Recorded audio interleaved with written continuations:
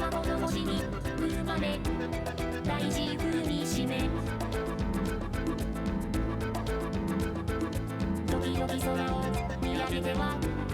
思ってる無力な自分に何ができるのかとそれでもいつも僕は考えてる何をするためにこの僕は生まれてきたんだろうこの世で一番大切なことは何なんだろうきっと復讐は全てが命なんだ僕らは命のひとしずくで巡ってこの星に生まれてきてこうして君と出会った地球はみんなの命の舞台自由にこの大地踏み鳴らして一緒にほら踊りましょうよ僕らのこの命を燃やしてこの世で一番強いものは何この世で一番美しいものは何この世で一番強くて美しいのはみんなの命じゃないか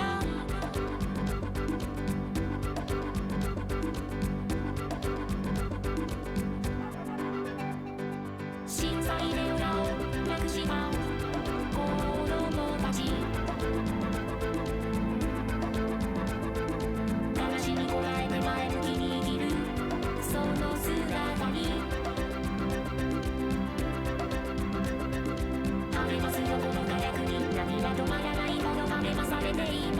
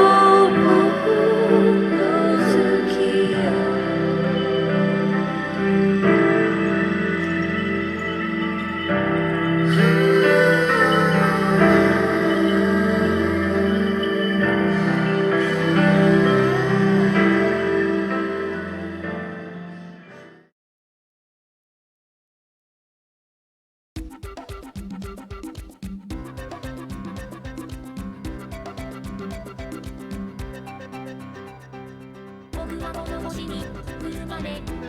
大事風に締め時々空を見上げては思ってる無力な自分に一体何ができるのかとそれでもいつも僕は